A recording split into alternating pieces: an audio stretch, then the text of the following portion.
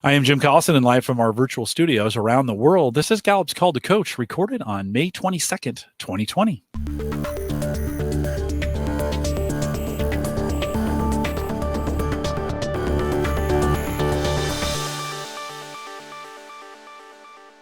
Call to Coach is a resource for those who want to help others discover and use their strengths. We have Gallup experts and independent strengths coaches share tactics, insights, and strategies to help coaches maximize the talent of individuals, teams, and organizations around the world. If you're listening live, love to have you join us in our chat room. There's actually a link to that right above me. It'll take you to a YouTube page. Sign in and put your questions in the chat room.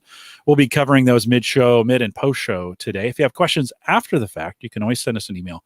coaching@gallup.com. If you're there on YouTube watching us, there's a subscribe button down there. Get subscribed. Click the like button too while you're down there. It just helps us get discovered on YouTube. And if you want to listen to us as a podcast, any podcast player, any app, iPhone, Android, just search Gallup Webcasts and you will find Called to Coach there.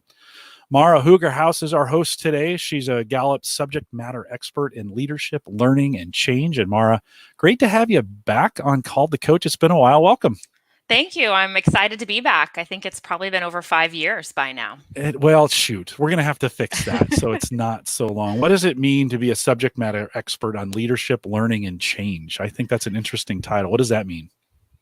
So my background is in organizational development and organizational learning. And I think a lot about how to shift organizations at both an individual and systemic level. And no doubt that takes a lot of leadership, a lot of learning across the organization, and maybe even a new paradigm for how we think about initiating and adopting change. So I get to spend my days doing what I love best, working with organizations on that. Oh, that's great. I love the phrase doing what I do best, right? We spend a lot of time in here at Gallup talking about that. Speaking of that, we have been going through a series on building cultures that inspire. And part of this culture building and this inspiring, we know organizations are going to go through change. Right. And part of change, in a word that's gotten kind of popular, and it didn't take a pandemic to create stress in the workplace. Right. We've always had changes. Disruption is always a part of the workplace. And so as we think about resiliency, that's a word that's come up a lot recently.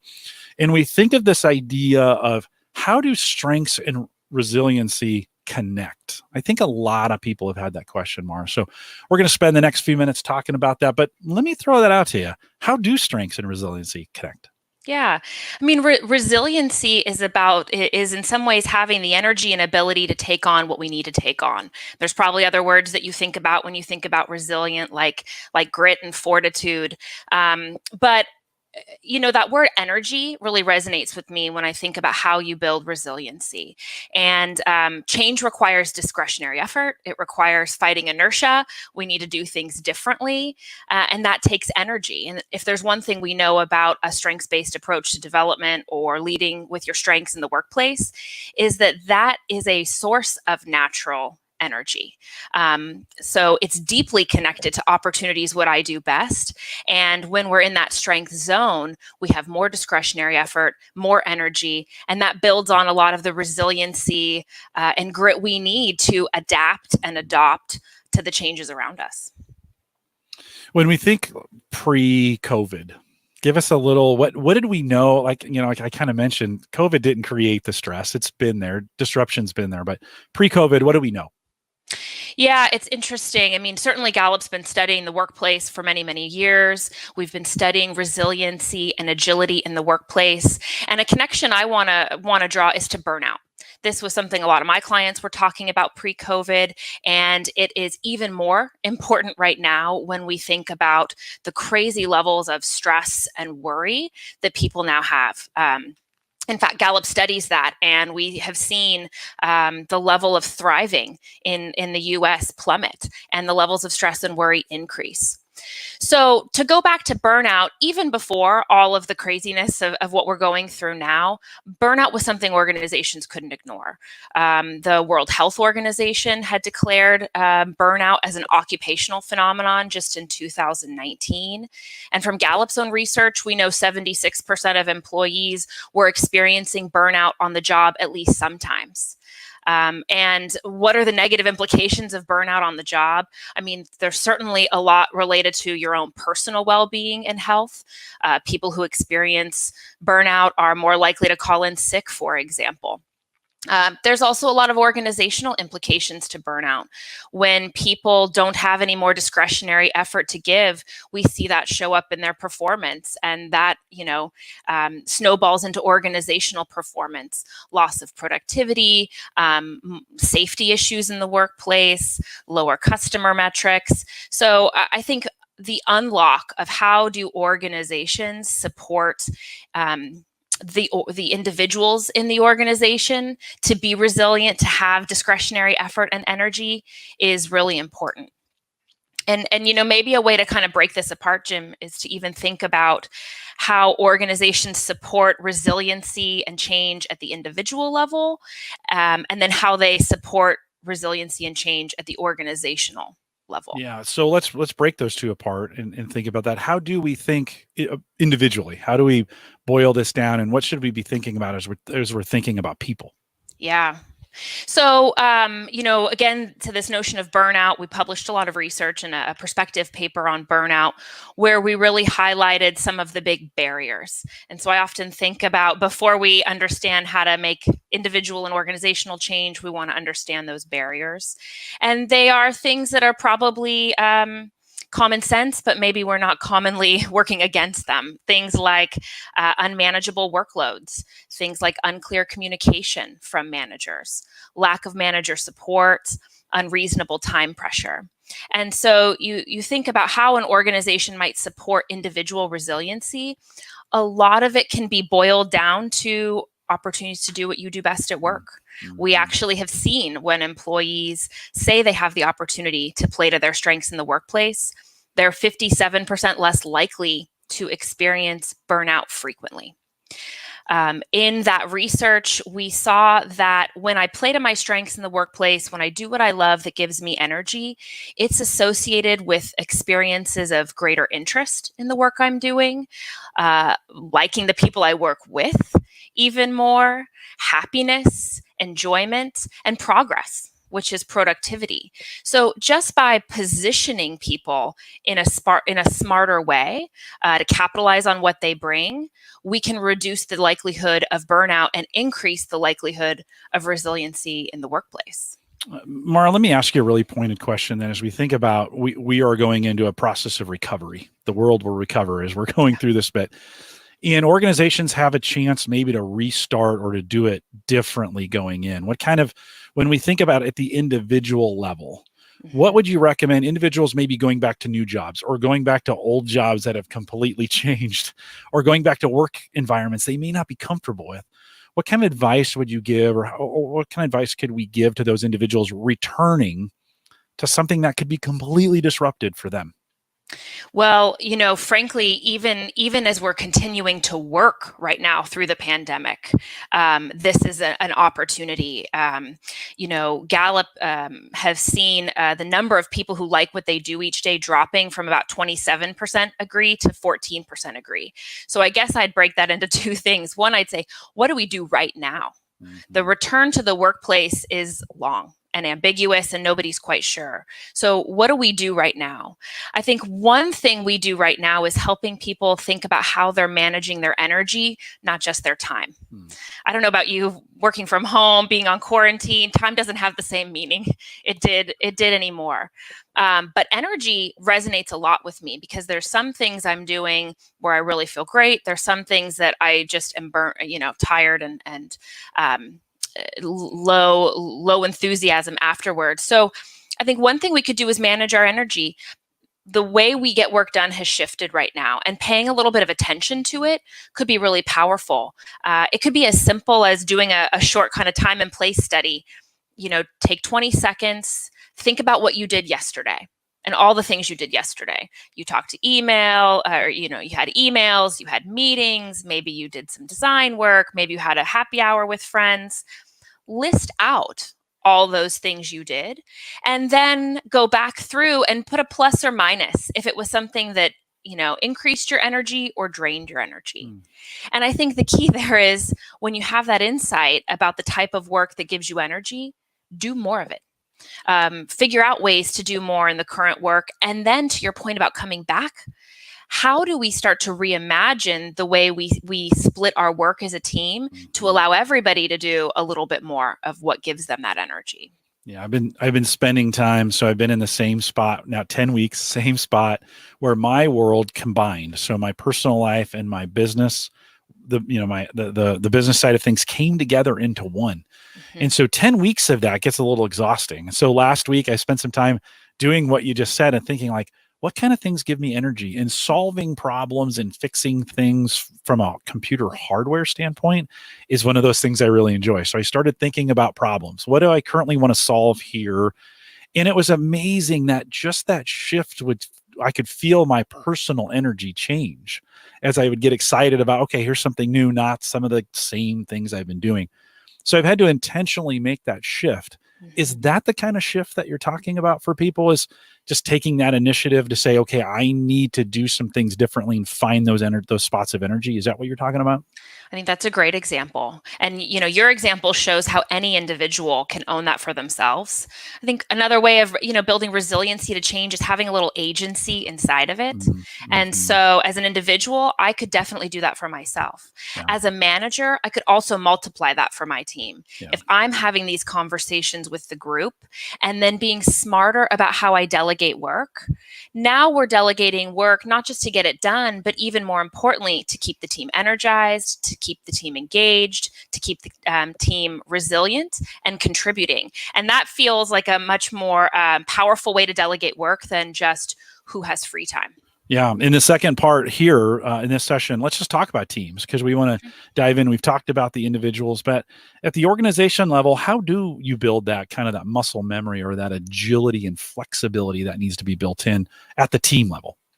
So I love the term muscle memory. I mean, I think this is something that's not going away. And so if we can build a capacity to deal with change and be resilient and agile, that is an element of culture that will lead to success.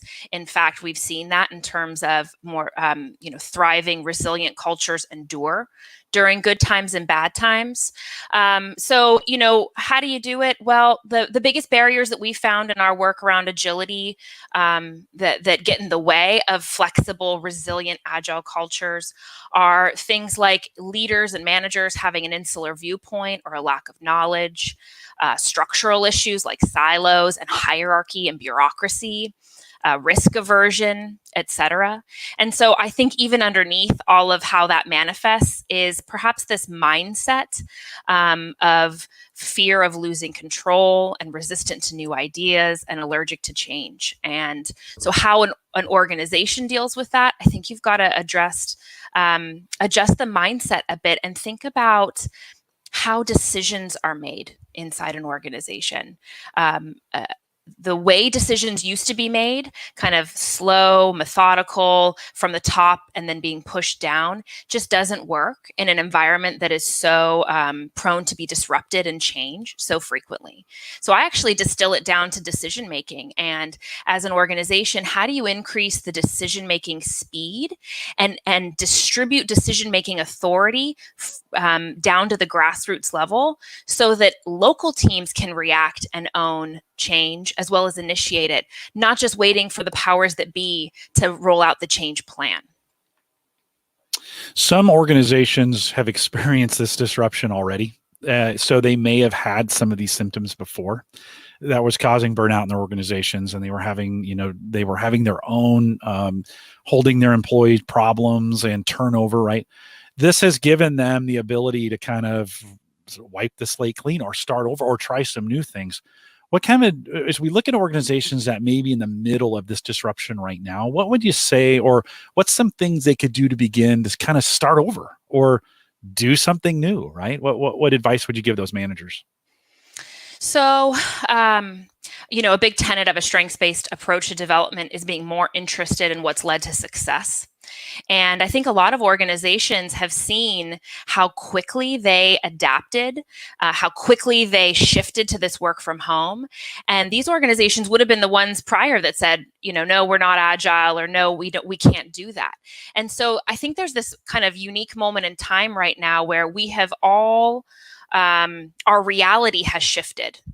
And so now our beliefs can shift. In fact, that's one of my favorite sayings from some change gurus I follow, like Peter Senge, that changes in reality precede changes in belief.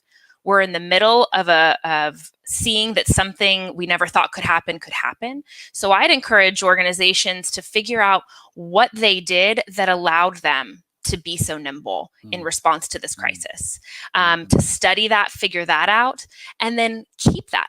Cultures are always changing and evolving. So there's no reason that you can't keep that element of the culture that just emerged in this crisis, and go forward.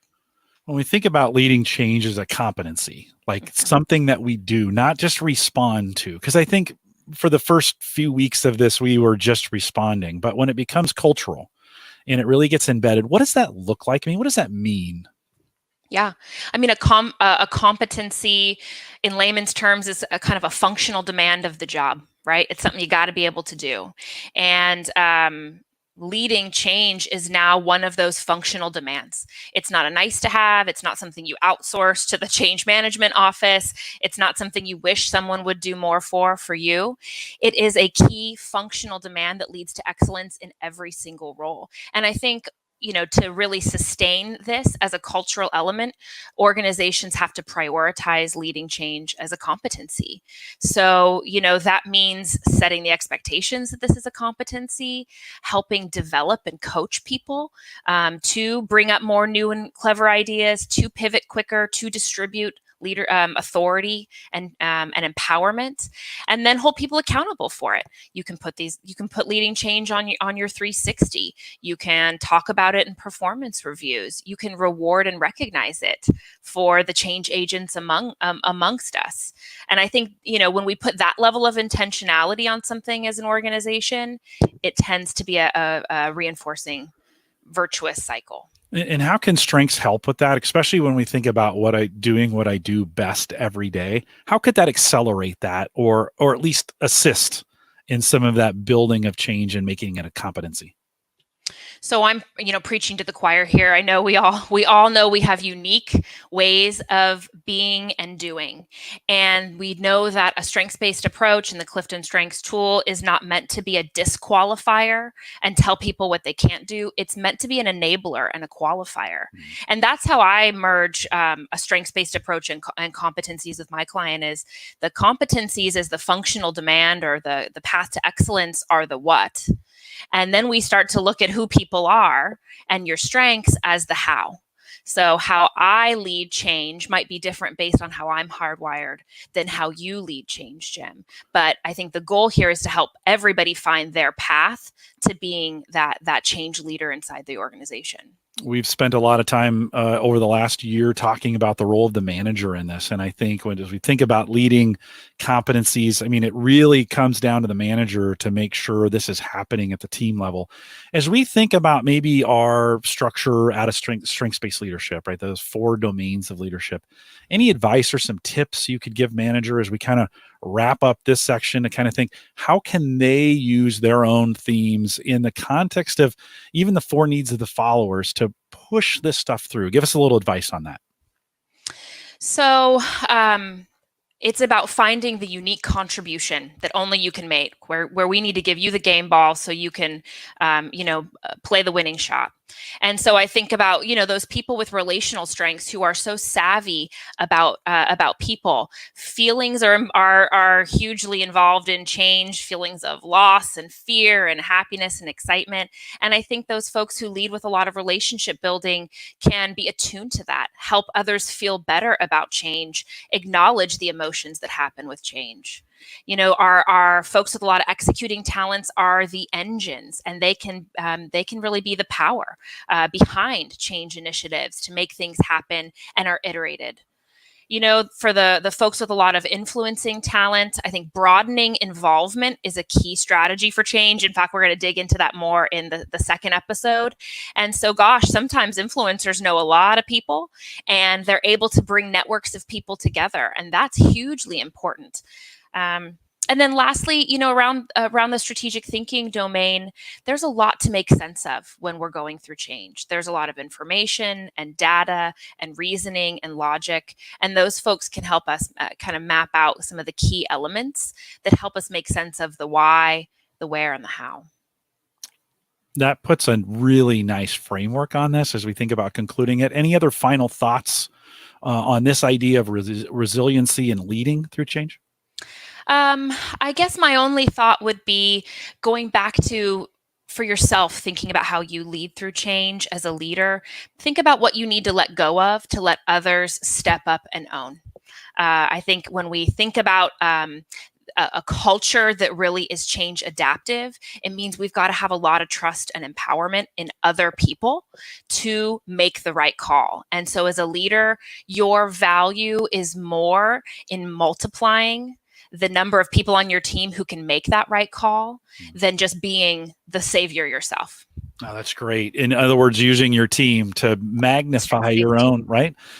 Super great. Well, we're looking forward to the second part of this. If you're listening live, stay around. If you're listening to us on a podcast, just go to the next one. But with that, we'll remind everyone to take full advantages of all the resources we have available now in Gallup Access. Go to gallup.com/CliftonStrengths. If you have any questions, you can always email us, coaching@gallup.com, a great way to do that as well. If you want to follow, maybe you're like, oh, wait a minute, they do these live? Yeah, we do. And we'd love to have you join us. It's way more fun live. So head to gallup.eventbrite.com, follow us there, and you'll see a complete list of all of our podcasts and webcasts that are coming up here in the future as well. If you want to join our social communities, head out to facebook.com/group/called-to-coach. If you're not a Facebooker, and that's okay if you're not, head to LinkedIn.